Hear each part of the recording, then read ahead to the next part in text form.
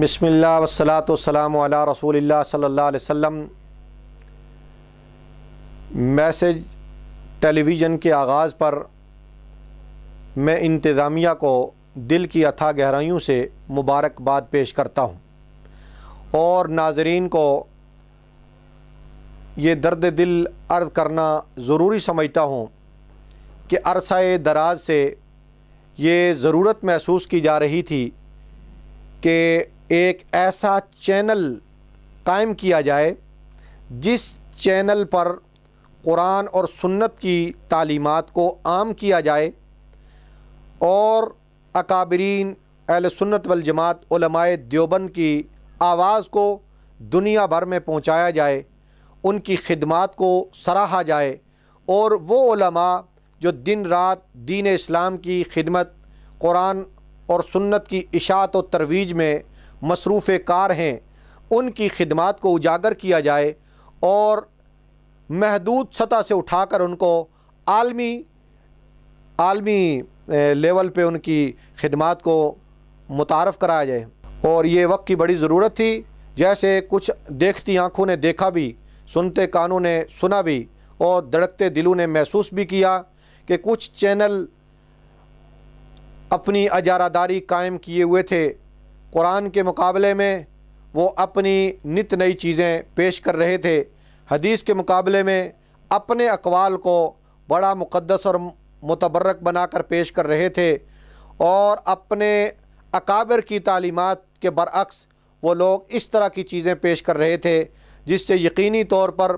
پاکستان کیا دنیا بھر کے اندر شرک کو رواج ملا، بدعات کو رواج ملا، خرافات کو رواج ملا، سنتوں کو لوگوں نے چھوڑ دیا، سنتوں کے نام پر کچھ لوگوں نے اس کام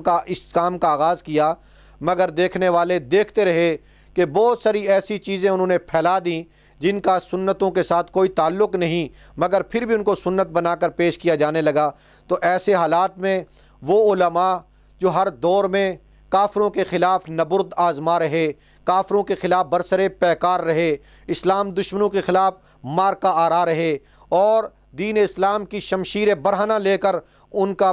تعاقب کرتے رہے، ان لوگوں کو دیوار کے ساتھ لگانے کی ناپاک کوشش کی گئی۔ تو میں کیوں نہ مبارکباد پیش کروں میسج کی انتظامیہ کو، جنہوں نے اس سے ایک نیک کام کا آغاز کر کے ان لوگوں کے دل جیت لیے جو چاہتے تھے کہ اس طرح کا ایک چینل آئے کہ جو قرآن کی آواز پھیلائے، جو رسول اللہ کے فرمان کی آواز پھیلائے، جو ابو بکر عمر عثمان علی کی خلافت کا پرچارک کرے اور جو اکابرین اہل سنت علماء دیوبند کی وہ صاف ستھری اجلی بے لاگ اور واشگاف خدمات پوری دنیا کے سامنے رکھی، جنہوں نے اپنی جانیں ہتھیلیوں پر رکھ کر دین اسلام کی خدمت کی، جو ہر دور کے جابر